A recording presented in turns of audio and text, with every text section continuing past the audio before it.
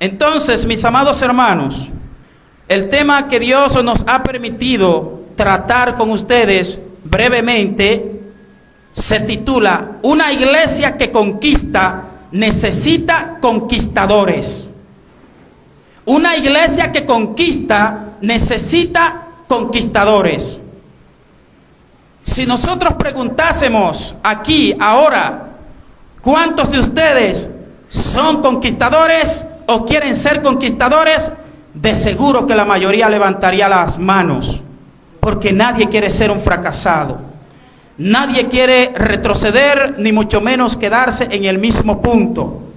Posiblemente muchos de ustedes digan: conquistador, yo no puedo ser conquistadora. Le voy a decir que usted, a lo largo de su vida, en lo que usted ha vivido, usted ha sido un conquistador y una conquistadora muchas veces.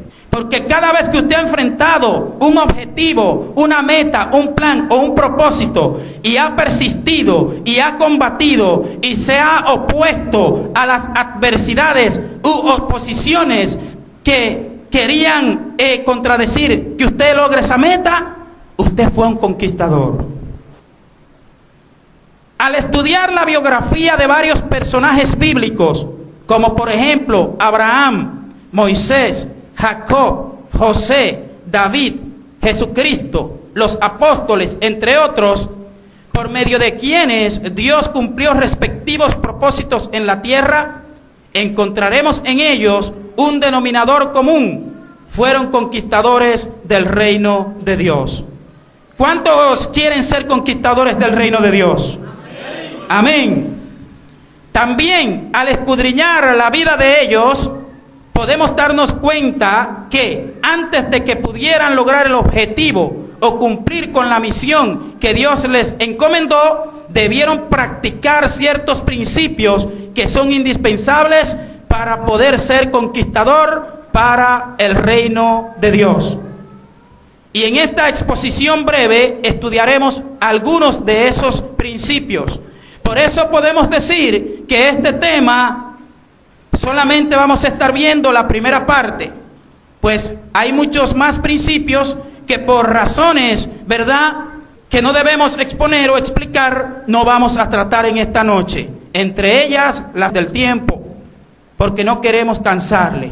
El tema, repito, para que lo recordemos: una iglesia conquistadora necesita conquistadores, porque la iglesia está compuesta por seres humanos, individuos, y la iglesia como tal se refiere a las personas. Por lo tanto, cuando se dice una iglesia conquistadora, se está diciendo de una iglesia cuyas personas que se congregan allí son conquistadores. Aquí se ha dicho en muchas ocasiones que esta es una iglesia donde hay muchos ministerios, y es una realidad, es una realidad. Se ha dicho que es una iglesia de avance, que es una iglesia de éxito, que es una iglesia grande en el sentido espiritual, y yo creo que es así. Entonces, en vista de ello, es bueno que desde ya usted vaya conociendo cuáles son las características que debe poseer un conquistador del reino de Dios. Es importante la definición de los términos, ustedes lo saben eso ya. Como estamos hablando de conquista, vamos a ver qué significa eso, conquistar o conquista. Al estudiar el significado de la palabra conquista, hallamos varios significados o acepciones. 1. Obtención del dominio y control de una población, territorio o posición como consecuencia de una guerra. 2. Posición o población o territorio cuyo dominio y control se consigue como consecuencia de una guerra. Por ejemplo, durante el primer año de la guerra mundial, el ejército alemán logró numerosas conquistas. También significa logro de un objetivo mediante un gran esfuerzo. Préstele atención a eso, que ese significado es que a nosotros nos interesa. Lograr un objetivo mediante un gran esfuerzo. Podemos decir entonces que cada propósito, misión o meta que Dios desea que alcancemos es una conquista que Dios nos propone a nosotros. La acción de conquistar la vemos también en la vida cotidiana, ya que cada objetivo que se busca no se alcanza si usted no se decide a conquistarlo. Sin embargo, mientras la humanidad sin Dios conquista, en la mayoría de los casos, para satisfacer su ego, un conquistador divino debe hacerlo para exaltación, gloria y honra de Dios y la expansión de su reino. Entonces ahí hay una diferencia, porque muchas personas conquistan, son esforzados, son valientes, son personas que persiguen objetivos, que persiguen metas, pero ¿cuál es el propósito final de esos objetivos que ellos persiguen? ¿Es glorificar a Dios? ¿Es que el reino de Dios se expanda? No, sino satisfacer su ego, satisfacer su delirio de grandeza, satisfacer su deseo de dominio. Nosotros en el reino de Dios no es así, sino que es para gloria y honra de Dios y para que su reino sea expandido. Así que en ese sentido es que debemos ser conquistadores. Principios necesarios para ser un conquistador de Dios exitoso. Principios necesarios para ser un conquistador de Dios exitoso.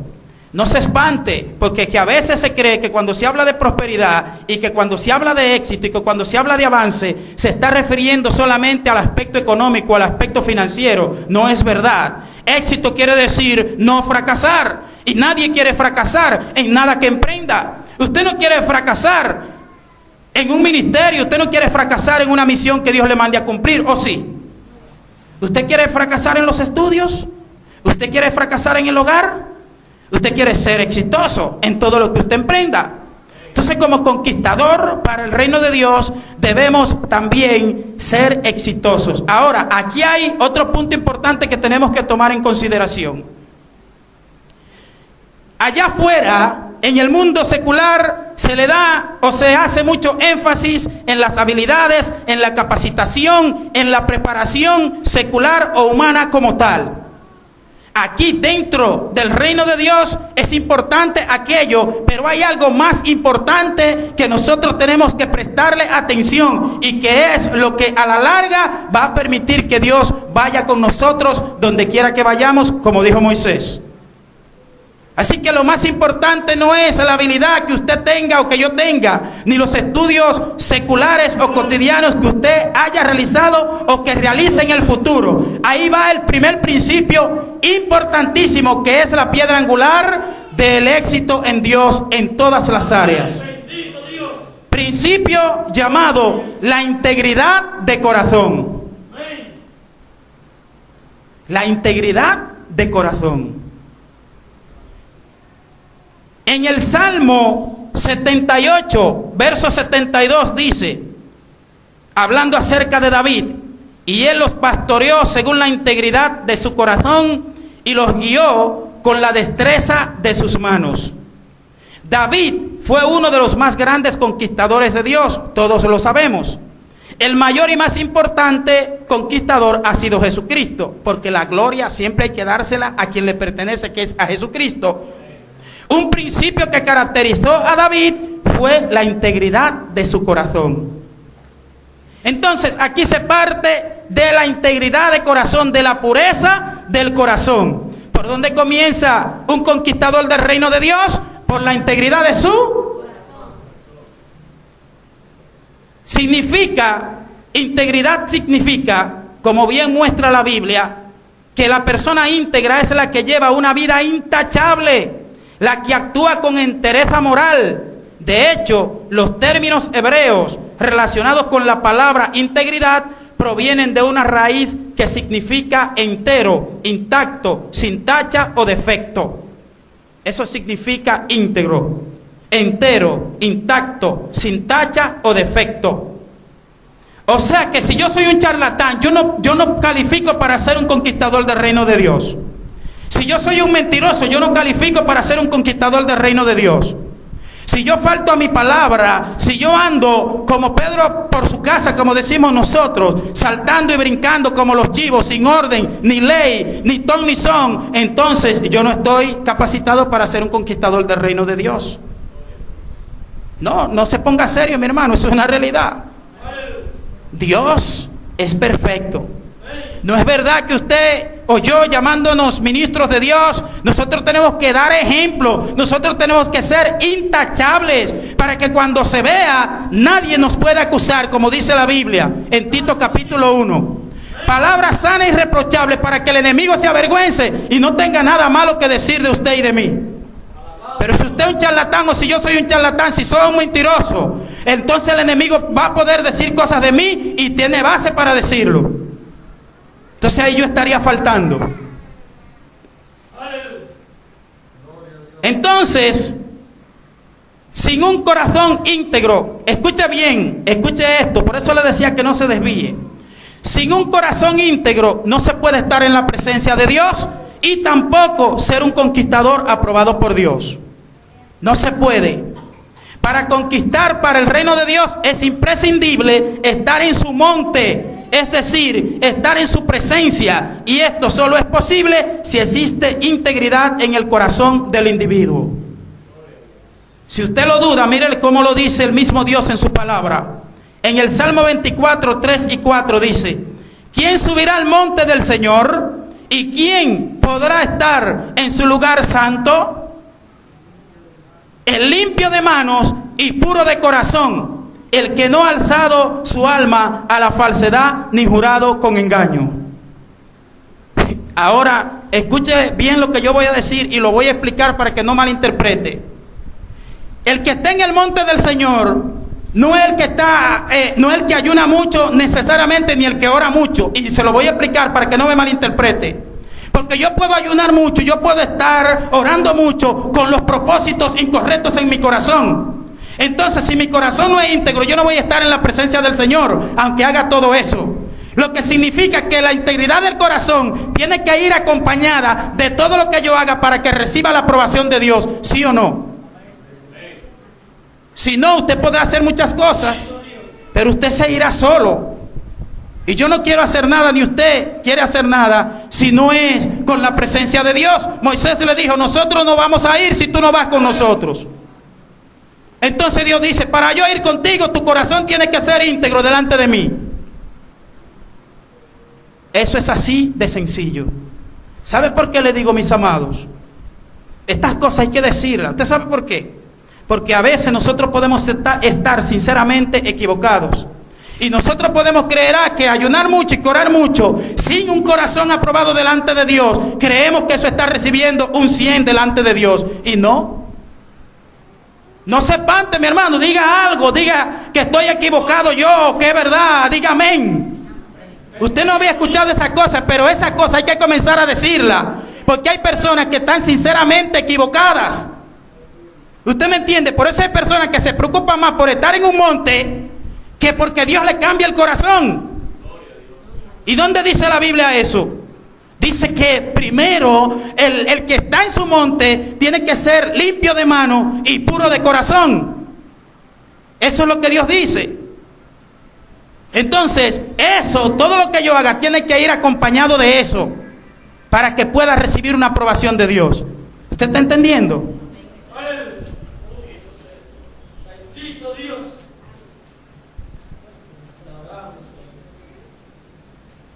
Segundo principio, la obediencia.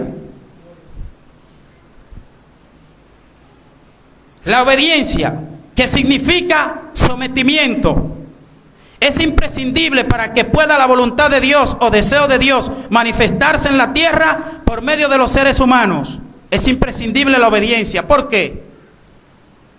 Jesucristo dice en la oración del Padre Nuestro: ustedes oraréis así: Padre nuestro que estás en los cielos, santificado sea tu nombre, venga tu reino, hágase tu voluntad en la tierra como se hace en el cielo. El pan nuestro de cada día, dánoslo hoy. ¿Cómo Dios hace su voluntad en la tierra? Porque voluntad es deseo. Lo que Dios quiere que se haga. ¿Cómo Dios puede hacer eso aquí? A través de un hombre y una mujer. Pero si ese hombre o esa mujer no le obedece a Dios, ¿cómo Dios va a hacer su deseo a través de esa persona? No, ¿verdad? Entonces, para ser un conquistador de Dios, también hay que estar dispuesto a someterse a Dios, a obedecerle a Dios. para que Él pueda cumplir ese propósito. Dios está más interesado en que nosotros lo obedezcamos que en que nosotros apliquemos principios y cosas que a lo mejor están correctas, pero que le falta algo. Buenas intenciones, pero no basado en su palabra. Primera de Samuel 15:22 dice: y Samuel dijo: se complace al Señor tanto en holocaustos y sacrificios como en la obediencia a la voz del Señor. He aquí el obedecer es mejor que un sacrificio, y el prestar atención que la grosura de los carneros. ¿Sabe qué significa eso, hermano? Se lo voy a poner con un ejemplo. Que si usted quiere ayunar y usted se quiere sacrificar y Dios le dice que no lo haga, para Dios es más importante que usted lo obedezca que usted haga eso. Eso es lo que quiere decir la palabra. Pero tenga cuidado, no deje de hacer lo que usted está haciendo. Usted oye, no deje de hacerlo. Estoy poniendo un ejemplo. Estoy poniendo un ejemplo porque la Biblia habla del ayuno, habla de la oración. Pero lo que la Biblia dice también es que todo lo que nosotros hagamos tenemos que hacerlo de corazón. Y tiene que tener un corazón aprobado, buenos propósitos. Si no, a Judas no merecía morir.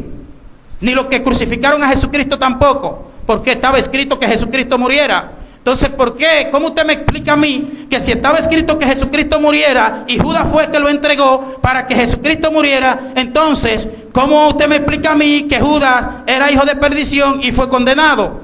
Por el propósito, porque Judas no se propuso entregar a Cristo sabiendo ni queriendo hacer la voluntad de Dios, usted ve, sino que él lo hizo porque él era traicionero de por sí. Y él lo hizo por maldad, pero Dios tenía otro objetivo detrás de eso que él estaba haciendo. Pero él no estaba consciente de que estaba haciendo la voluntad de Dios, ni quería hacerlo. Por lo tanto, sus acciones no recibieron aprobación de Dios. ¿Usted ve? ¿Usted está entendiendo o está muy complicado eso? Eso está complicado. Pastor, está complicado, dígame de verdad. Si queremos conquistar para el reino de Dios, tenemos que escucharle y obrar de acuerdo a sus deseos. ¿Usted está escuchando eso? Si nosotros queremos ser conquistadores para el reino de Dios, tenemos que escuchar los deseos de Dios y obedecerle. Porque Dios es quien determina lo que nosotros hemos de hacer, no nosotros. Dios es quien dice: levántame esta obra aquí, hazme esto, muéveme aquello. Siendo nosotros solamente apenas obreros dentro de su viña. No soy yo quien decide lo que se va a hacer, o sea, como ser humano, sino Dios es quien pone en nosotros el querer como el hacer. ¿Cuántos se están entendiendo? Dios pone su querer y su hacer en nosotros de acuerdo a su voluntad, según Filipenses 2:13. Pero si no estoy dispuesto a obedecerle a Dios, ¿cómo se materializa o concretiza esa voluntad divina? Una persona obediente es un facilitador del cumplimiento de los planes de Dios. Oiga, qué precioso eso.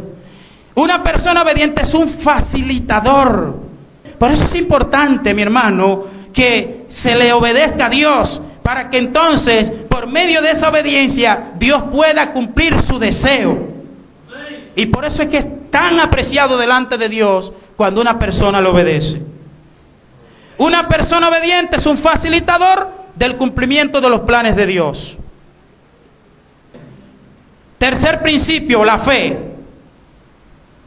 Precioso, extraordinario, gigante, fortalecedor, exhortador y motivador. Y todo lo demás que usted puede encontrarle, puede aplicárselo a la fe. En el Antiguo Testamento hay 3 términos que se refieren a la palabra fe. Refugiarse en, contar o depender de, y descansar en. ¿Usted lo escuchó? Lo repito. Refugiarse en, contar o depender de, descansar en. Esas 3 palabras se referían en el Antiguo Testamento a la palabra fe. Pero la fe también es sinónimo de confianza. Es estar seguro de algo sin necesidad de verlo antes. Repito esa última parte. Es estar seguro de algo sin necesidad de verlo antes. La fe entonces nos permite estar seguros de que obtendremos la conquista porque descansamos, confiamos y nos refugiamos en Dios. ¿No escuchó usted, parece? Lo repito, esa última parte, porque por eso es que usted y yo permanecemos de pie. Usted y yo permanecemos de pie por confiar en Dios. Usted nunca va a ser un conquistador ni una conquistadora si la fe que Dios le pone a usted no la pone en práctica. Porque nada más hay dos: fe o incredulidad, que es lo opuesto. Si usted no le cree a Dios, es decir, si no tiene fe, entonces va a ser un incrédulo. Entonces el que le cree a Dios va a ser un conquistador, pero el que no le cree a Dios va a ser un derrotado. Tan sencillo como eso.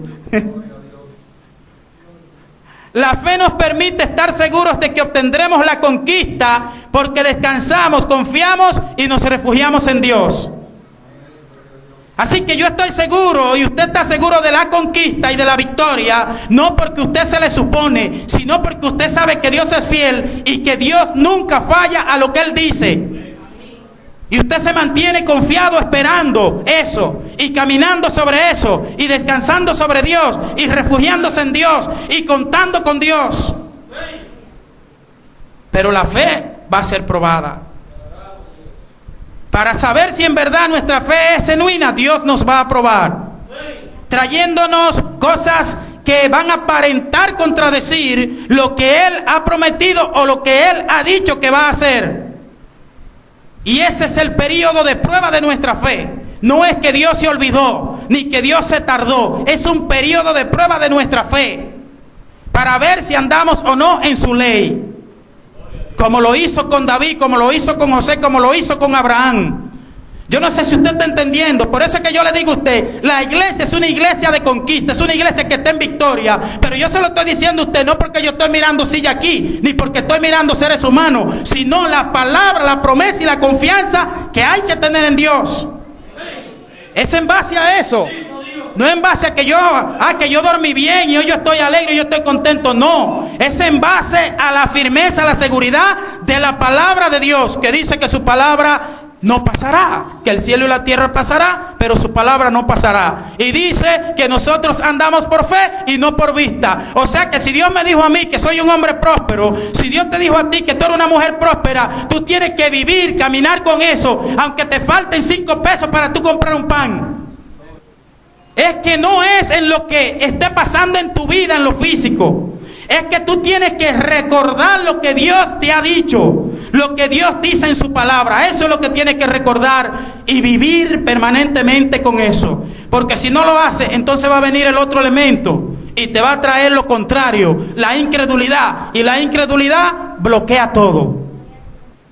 Además, la fe es un escudo que nos permite apagar los dardos encendidos del maligno, dice Efesios 6:16. Otra declaración poderosísima que nos da Dios de la fe. En Efesios 6:16 dice: tomad el escudo de la fe, con el cual se apagan los dardos encendidos del maligno. Entonces muchas veces el cristiano no emplea esas armas que Dios le da. Dios mismo te dice que la fe es un escudo. Así que cuando vengan dardos a tu mente por medio de pensamientos contrarios a las promesas de Dios, cuando te quieran afligir, tú simplemente dices: con el escudo de la fe apago todo dardo encendido del diablo. Y ahí tú vas a combatir, no con fuerza tuya ni con palabra tuya, sino con la espada del Espíritu, que es la palabra de Dios. Cada palabra que hay escrita en la Biblia es una declaración, es como si fuera una ley. Cuarto principio, la perseverancia. Perseverancia significa dedicación y firmeza en las actitudes. Préstele atención a esto. Dedicación y firmeza en las actitudes e ideas o en la realización de las cosas. En otras palabras, dándole una definición nosotros, significa cuando usted se pone en algo y usted se mete en eso y hasta que usted no lo logra, usted no suelta eso. De la biografía del dueño de Microsoft, que es considerado el hombre más rico del mundo.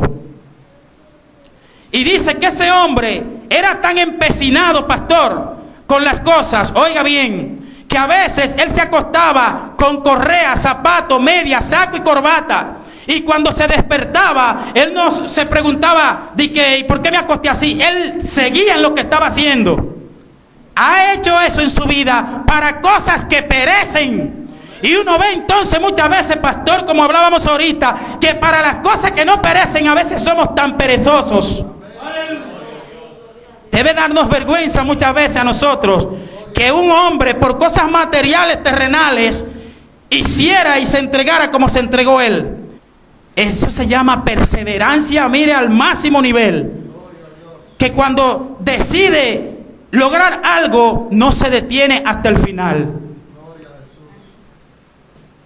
Entonces, en la ruta hacia la conquista, las dificultades no se harán esperar.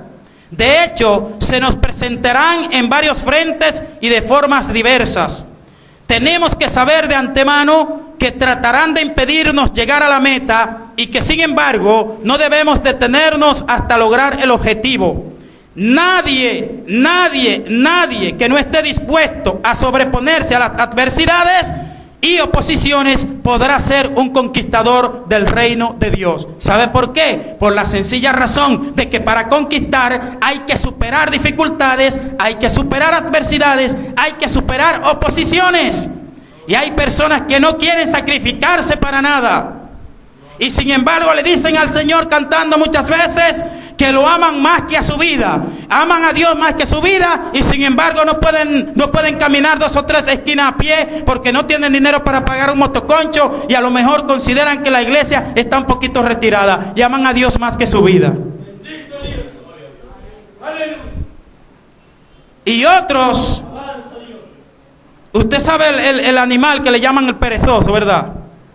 Que duerme, yo no sé si son 16 horas al día. Yo le digo, mire, si usted quiere ser un fracasado en su vida, acostúmbrese a no sacrificarse, a no esforzarse. Porque todo implica un sacrificio. Para todo hay que dejar algo, hay que hacer algo, hay que sacrificar algo. Nadie que no esté dispuesto a sacrificar, óigame, yo no lo voy a engañar, ni se engañe usted tampoco. Usted no va para ningún lado, para la salvación tal vez. Pero no va a conquistar nada, no va a conquistar ni el territorio de una hormiga va a conquistar. Porque cuando se presente, las hormigas van a comenzar a picarlo y va a decir, esto duele demasiado, yo me voy. ¿Y usted cree que con actitud de cobardía, con actitud de pereza, con actitud de huidizo, usted cree que usted va a enfrentar una malicia de Satán? No, tiene que ser con decisión en Dios. Ya estamos terminando. Apocalipsis capítulo 21, versículos 7 y 8 dice: el vencedor heredará estas cosas, y yo seré su Dios, y él será mi hijo. Pero los cobardes, incrédulos, abominables, asesinos, inmorales, hechiceros, idólatras y todos los mentirosos tendrán su herencia en el lago que arde con fuego y azufre, que es la muerte segunda. Fin de la cita. Observe que dice y menciona a los cobardes. Un cobarde no persevera, ni resiste, por lo tanto, tampoco puede ser un vencedor, ni mucho menos un conquistador. ¿O sí? ¿Puede un cobarde ser un conquistador? No, porque implica vencer dificultades, implica vencer adversidades. Finalmente, a modo de resumen, aquí solo hemos estudiado algunos principios que debemos practicar para que podamos ser conquistadores del reino de Dios. La integridad de corazón, la obediencia, la fe, la perseverancia. Existen otros, pero sí podemos asegurar que si falta uno de los que aquí hemos analizado, no podremos ser exitosos en un proyecto divino.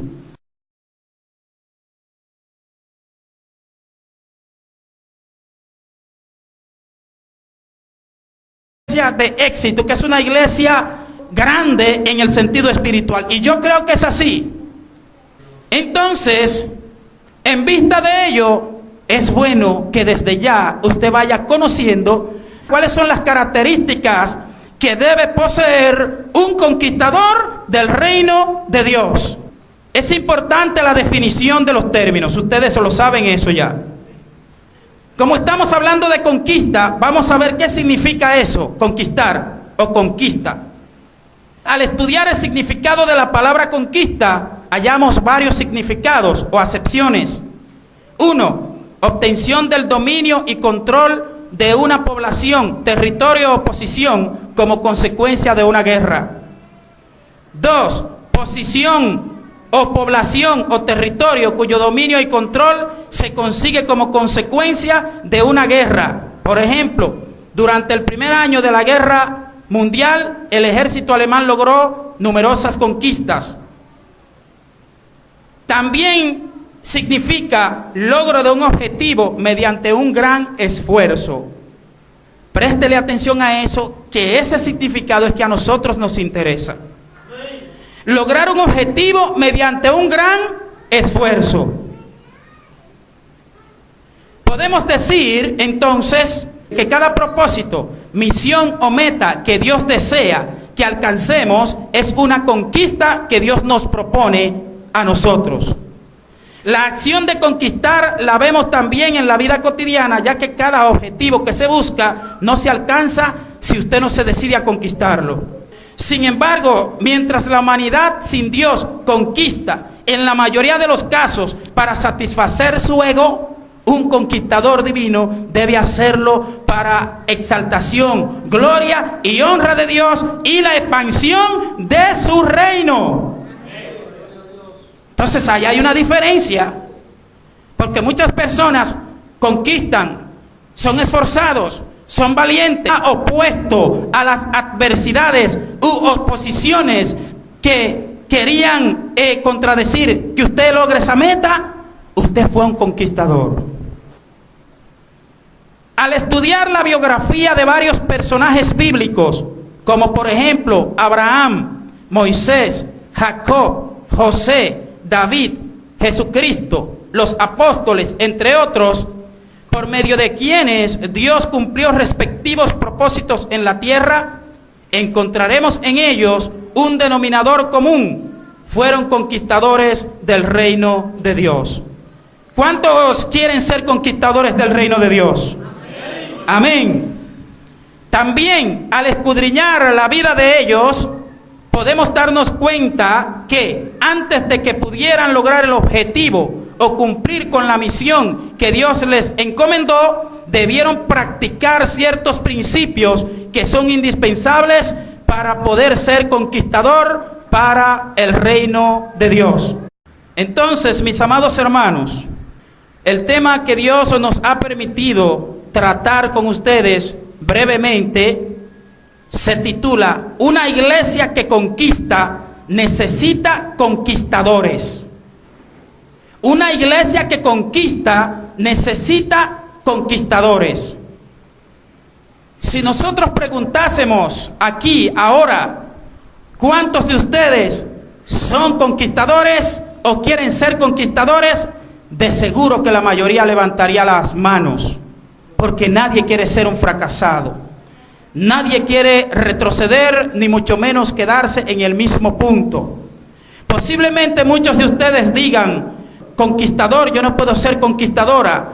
Le voy a decir que usted, a lo largo de su vida, en lo que usted ha vivido, usted ha sido un conquistador y una conquistadora muchas veces. Porque cada vez que usted ha enfrentado un objetivo, una meta, un plan o un propósito, y ha persistido y ha combatido y en esta exposición breve estudiaremos algunos de esos principios.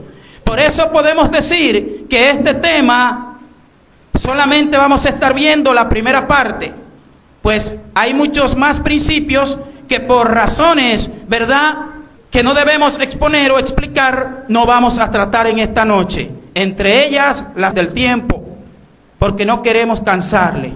El tema, repito, para que lo recordemos: una iglesia conquistadora necesita conquistadores, porque la iglesia está compuesta por seres humanos, individuos, y la iglesia como tal se refiere a las personas. Por lo tanto, cuando se dice una iglesia conquistadora, se está diciendo de una iglesia cuyas personas que se congregan allí son conquistadores.